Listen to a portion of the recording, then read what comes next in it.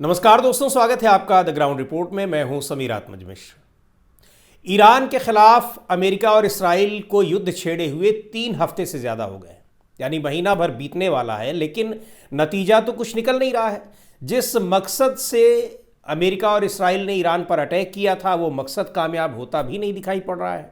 हाँ, ये ज़रूर है कि ईरान के कई प्रमुख नेताओं को मार गिराया है, कमांडर्स को मार गिराया है, लेकिन इसराइल और अमेरिका दोनों को जो नुकसान उठाना पड़ा है अभी तक, चाहे वो आर्थिक नुकसान हो, चाहे सैनिकों का नुकसान हो, चाहे जो देश में तबाही हो रही हो, अमेरिका के सैन्य ठिकानों को तबाही हो रही हो, इसके अलावा जो गैस फील्ड और ऑयल फील्ड को जो नुकसान हो रहा है और उससे पूरी दुनिया प्रभावित हो रही है, उसको देखते हुए अब इन दोनों देशों को ये लग रहा है कि कितनी बड़ी गलती उन्होंने कर दी।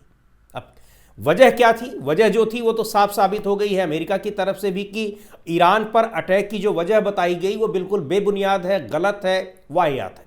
कहा गया था कि ईरान अपना परमाणु बम बना रहा है, लेकिन अमेरिकी रिपोर्ट में ही, पेंटागन की रिपोर्ट में यह दावा किया गया है कि कोई परमाणु बम नहीं बना रहा था। तुलसी गबार्ड जो बहुत करीबी हैं, सहयोगी हैं डोनाल्ड ट्रंप की, वो खुद कह रही हैं कि कोई परमाणु बम बनाने की कोई रिपोर्ट नहीं थी कि ईरान अपने परमाणु कार्यक्रम को आगे बढ़ा रहा है।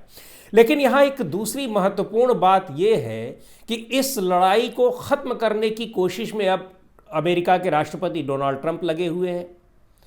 पूरे उन पर चौतरफा दबाव पड़ रहा है। इसराइल की भी कोशिश है कि किसी तरीके से अब लड़ाई ख़त्म हो जाए, हालांकि धमकी इसराइल और अमेरिका दोनों लगातार ईरान को दे रहे हैं, पर ईरान दूसरी ओर कह रहा है कि आप धमकी मत दीजिए, आपको जो बेड़े भेजने हो आप भेजिए, जो आपको युद्धपोत भेजना हो भेजिए। आपने अपनी एयर स्ट्राइक करके देख लिया है, आप अपने सैनिकों को भेजिए। हम इस लड़ाई को इसी तरीके से 2-3 साल 4 साल तक लड़ने की हैसियत में स्थिति में है। और ये बात कोई खोखली बात नहीं है। इस बात की पुष्टि तमाम अमेरिकी डिफेंस एक्सपर्ट्स ने की है कि जिस तरह की लड़ाई लड़ रहा है ईरान, जिस तरह से उसने स्ट्रेटेजिकली पहले आपके डिफेंस सिस्टम को कमज़ोर किया है, रडार सिस्टम को कमज़ोर किया है, ख़त्म किया है, उसके बाद वो अपने अटैक कर रहा है। आपका महंगे से महंगा डिफेंस सिस्टम उनके छोटे से छोटे बहुत सस्ते बैलिस्टिक मिसाइल्स और ड्रोन्स का मुकाबला नहीं कर पा रहा है, उनके हमलों से वो नष्ट हो जा रहा है। तो ये दिखा रहा है कि उसकी तैयारी, उसकी रणनीति और उसकी अपनी जो क्षमता है। इसके अलावा बेन्यामिन नेतान्याहू जब गुरुवार की रात वो काफ़ी दिनों के बाद प्रेस से रूबरू हुए और ये बताने के लिए रूबरू हुए कि मैं जिंदा हूँ, क्योंकि अफवाहें चल रही थी कि पता नहीं है कि नहीं है, उन्होंने भी ये कहा, ये बात कही, चूंकि ये ट्रंप बार बार दोहरा ही रहे हैं, लेकिन नेतान्याहू ने भी कहा कि ईरान के पास सारे जो मिसाइल और ड्रोन हैं वो ख़त्म हो गए। उसके बाद फिर बयान आता है ईरान की तरफ से, ईरानी सेना का और उनके प्रवक्ता का, कि ख़त्म नहीं हो गए हैं, हमारे पास तो ये जो ज़ख़ीरा था, ये तो हमारे पास वो था जो अभी तक हमारा कबाड़ रखा हुआ था गोडाउंस में, हमने वो इस्तेमाल किया है। अभी तो हमारे पास जो असली हमारी ताकत है वो बची है, उसका तो हमने इस्तेमाल ही नहीं किया है। उनमें सुपरसोनिक बैलिस्टिक मिसाइल्स भी आती हैं, हवा की आवाज़ की रफ्तार से भी तेज़ चलने वाली ऐसी मिसाइलें अभी हमारे पास रखी। और दूसरी बात यह भी है कि लड़ाई भले हो रही हो, लेकिन न तो हमारा प्रोडक्शन अभी ख़त्म हुआ है, ना ही हमारी सप्लाई सिस्टम हमारा कमज़ोर हुआ है। यानी इस लड़ाई के बीच एक जो सिस्टम उनका प्रोडक्शन का है, यानी मिसाइलों और ड्रोन्स को बनाने का, वो भी चल रहा है। और दूसरी ओर आप देखिए कि 2 दिन पहले तक अमेरिका जब चारों तरफ से बिल्कुल पस्त हो गया तो उसने बंकर बस्टर बमों का इस्तेमाल किया। यानी उसको भी ये पता है कि ईरान के पास जो चीज़ें हैं, जो मिसाइलें, ड्रोन्स और जो तमाम आर्मरीज हैं वो रखी हुई हैं, कहाँ रखी हुई हैं उनको पता नहीं चल पा रहा है। बंकर बस्टर मिसाइलें इसी मकसद से दागी गई थी, क्योंकि बंकर्स में बहुत बड़े जो गोडाउंस हैं, पहाड़ों के नीचे, ज़मीनों के नीचे वो छिपा कर रखे हुए हैं, वहाँ तक कोई पहुँच नहीं सकता है, पहुँच नहीं पा रहा है। अमेरिका अंदाज़ा लगा रहा है, कई बार वहाँ हमले किए, लेकिन उन जगहों तक वो नहीं पहुँच पाया। और जिस तरह से हज़ारों की संख्या में, सैकड़ों हज़ारों की संख्या में रोज़ मिसाइलें दागी जा रही हैं, ड्रोन्स दागे जा रहे हैं, उनसे ये साफ साबित होता है कि कितना ज़ख़ीरा ईरान ने अपने पास रखा हुआ है, उसका कोई अंदाज़ा नहीं है। एक बात और है, ये जो लड़ाई को अब अमेरिका और इसराइल दोनों को लगा होगा कि 10-12 दिन 15 दिन चलेगी लड़ाई, उसके बाद हम मना लेंगे ईरान को। पिछले साल यही हुआ था। हालांकि पिछले साल जो 12 दिन की लड़ाई हुई थी उसमें भी ईरान ने सीज फायर पर सहमति नहीं दी थी।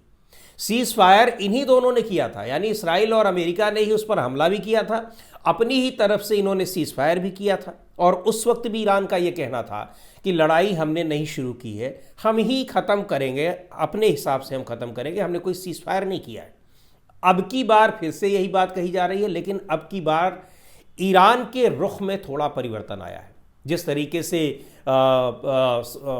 खामेनेई साहब को मारा गया, उसके बाद अली लारीजानी को मारा गया, कई और कमांडरों को मारा गया, इन सब की वजह से वहाँ एक ज़बरदस्त गुस्सा है और नाराज़गी आम लोगों में है इसराइल के प्रति और अमेरिका के प्रति। तो अब की बार ईरान ने जो अपनी शर्तें रखी हुई हैं, उसने कहा कि लड़ाई आपने शुरू की है लेकिन ख़त्म हम करेंगे, और हम कब ख़त्म करेंगे ये हम तय करेंगे।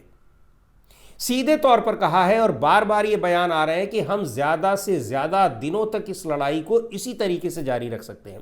इसके पीछे कारण है, एक तो ये है कि उसके पास जो हथियारों का ये जो ज़ख़ीरा है, ये बहुत महंगे हथियार नहीं है, लेकिन और सारे के सारे हथियार उसके अपने बनाए हुए हैं। अभी तक जिन भी मिसाइलों का, ड्रोन्स का प्रयोग किया है ईरान ने, उनमें से कोई भी, हालांकि पूरी ताकत से खड़ा है रूस उनके साथ, लेकिन कोई भी अभी तक मिसाइल और ड्रोन रूस का इस्तेमाल नहीं हुआ है। ये रिपोर्ट्स बता रही हैं, ये सीधे सीधे बातें सामने आई हैं, क्योंकि अमेरिका की तरफ से या इसराइल की तरफ से भी इस बात की कोई सूचना अभी तक नहीं है। दूसरी बात यह है कि उसके पास अपने है भी और बनाए भी जा रहे हैं, और कोई बहुत महंगा इसमें खर्च नहीं है, ये उसी तरीके का खर्च है जिसको अफोर्ड कर सकता है ईरान को अपनी क्षमता का पता है।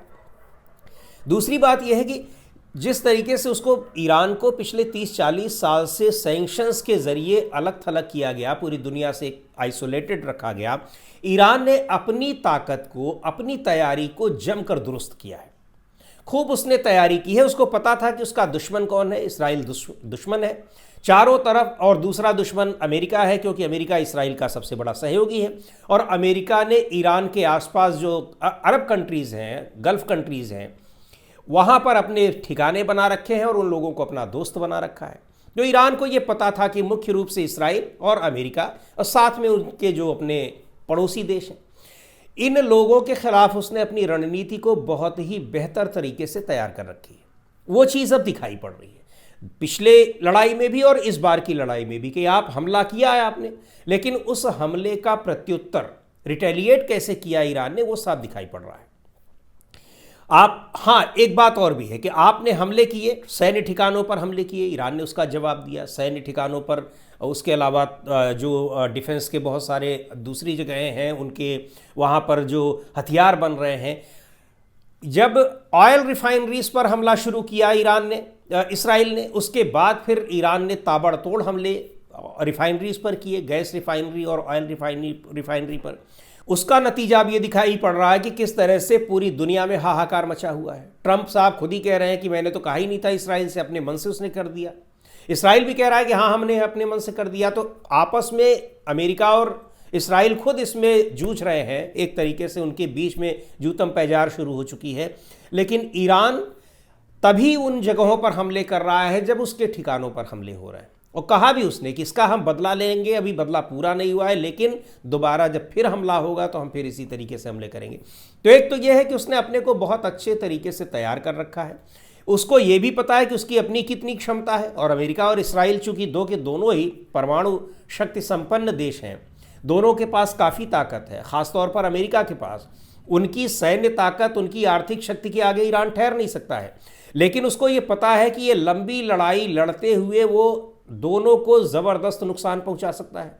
इसराइल में तो तबाही बुरी तरीके से मची हुई है, तेल अवीव और जेरूशलम शहर पूरी तरीके से तबाह, वहाँ पर मल्टी स्टोरी बिल्डिंग्स जो हैं खंडहरों में तब्दील हो चुकी हैं, सैन्य ठिकाने बर्बाद हो गए हैं। वहाँ पर पिछले 3 हफ्ते से लोग बंकरों में ही छिपे हैं, बाहर सड़कों पर नज़र नहीं आ रहे हैं। सड़कों पर अगर नज़र भी आ रहे हैं तो अफरा तफरी मची हुई है। बंकर्स पर भी हमला हो रहा है, बंकर्स में भी लोग सुरक्षित नहीं हैं, क्योंकि बंकर्स आम आदमी के लिए, डिफेंस के लिए कोई पहचान तो उनकी है नहीं। तो जहां बंकर्स हैं वहां पर हमले हो रहे हैं, उसमें आम लोग भी मारे जा रहे हैं। ये बात अलग है कि इस्राइल अभी तक मरने वालों की, अपने नुकसान की जो सूचना है उसको छिपाता रहा है, लेकिन पिछले करीब 10-12 दिन से ये सूचनाएं भी सामने आती जा रही हैं धीरे धीरे। तो ये उसको ये पता है कि हम इनकी तुलना में कितने मजबूत हैं। अपनी रणनीति को उस हिसाब से उसने तैयार कर रखी है। लंबी लड़ाई खींचने पर तेल का हॉर्मुज स्ट्रेट को जब बंद कर दिया, उसको पता है कि हाहाकार मचेगा, पूरी दुनिया तबाह होगी। तो लंबी लड़ाई अगर खींचेगी तो बैकफुट पर अमेरिका को और इसराइल को ही आना पड़ेगा। अब इसराइल आए या ना आए, लेकिन अमेरिका को तो आना ही पड़ेगा। इसराइल के साथ भी वही हाल है कि या तो हम तबाह होंगे या तो हम तबाह कर देंगे, जो ईरान के साथ दिखाई पड़ रहा है। लेकिन ईरान ने जिस तरीके से अपनी रणनीति बनाई है, वो रणनीति बहुत कारगर होती दिखाई पड़ रही है। अच्छा, पूरी दुनिया में अगर हाहाकार मचा है तो ईरान के पास एक बड़ा ग्राउंड है कि लड़ाई हमने तो छेड़ी नहीं थी, और लड़ाई अगर छेड़ी है इन लोगों ने तो रोके भी यही। रोकने का मतलब है कि आप अपनी हार मानिए, बैकफुट पर आइए। संघर्ष विराम अगर आप करते हैं, जिसकी कोशिश में डोनाल्ड ट्रंप पिछले 1 हफ्ते से लगे हुए हैं।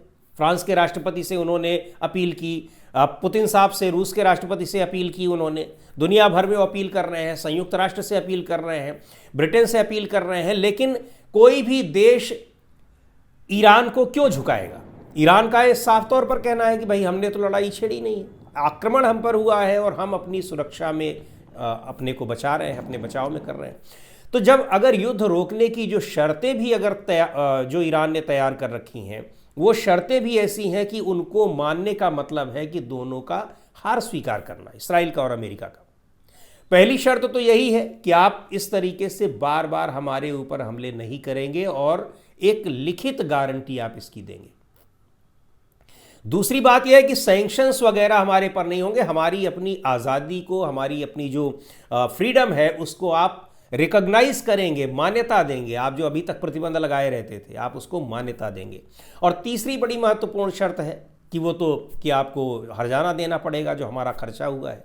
ये तो अपनी जगह है, लेकिन ये जो पहली 2 शर्तें हैं कि आपको फ्रीडम, आपको स्वायत्तता को स्वीकार करना पड़ेगा ईरान की, और दूसरी बात है ये है कि आप दोबारा कभी हमला नहीं करेंगे, ये आपको लिखित में यह गारंटी देनी होगी। क्योंकि अभी क्या है, इसराइल को भी पता है, माफ़ कीजिएगा, ईरान को भी पता है कि अभी ये तुरंत हमारे परेशान हो रहे हैं, लड़ाई लड़ नहीं पा रहे हैं, ज़खीरा इसराइल का पूरा ख़त्म हो चुका है, कहीं और से उसको हथियार मिल नहीं पा रहे हैं।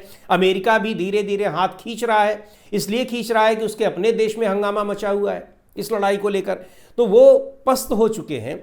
ईरान को ये बात मालूम है, लेकिन ये लोग सीज़फायर इसलिए करना चाह रहे हैं कि अभी हम सीज़फायर कर लें और उसके बाद 6 महीने, साल भर बाद फिर यही आरोप लगा देंगे कि ये परमाणु बम बना रहा है और हम उसके ऊपर हमला कर देंगे। तो ईरान को ये बात मालूम है, उसने कहा कि बहुत हो गया, दूध का जलाब छाछ को भी फूंक कर पी रहा है, क्योंकि फिर से ये तैयारी अपनी करेंगे और फिर हमला करेंगे, ईरान को फिर उस लड़ाई में झोंकेंगे। तो उसका ये कहना है कि अब आर पार की लड़ाई ही हो जाए, क्योंकि ईरान को इस बात का यकीन है, विश्वास है कि वो इस लड़ाई को लंबी खींच सकता है। और उसको शायद अब ये भी पता है कि ये दोनों ही देश नहीं खींच सकते हैं, क्योंकि दोनों देशों की हकीकत सामने आ गई है, चाहे वो सैन्य ताकत हो, इंटेलिजेंस हो, चाहे और भी चीज़ें हों। तो ये सारी चीज़ें देखते हुए ये लग रहा है कि ईरान तो इस लड़ाई को लंबी खींचने की स्थिति में दिखाई भी पड़ रहा है और कह भी रहा है।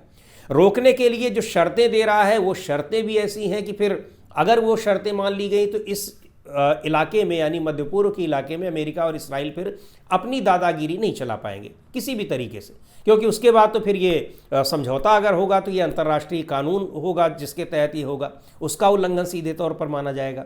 तो ये सारी चीज़ें दिखा रही हैं कि जो फ्रंट फुट पर अगर खेल रहा है इस समय तो ईरान खेल रहा है, हमले भी कर रहा है, जवाब भी दे रहा है, और जो एक रणनीतिक दृष्टि से और अंतर्राष्ट्रीय कानूनों के मुताबिक जो लड़ाई लड़ी जाती है उस स्थिति में भी उसने अपने को आगे रखे हुए हैं। और इसराइल और अमेरिका दोनों ही बैकफुट पर दिखाई पड़ रहे हैं।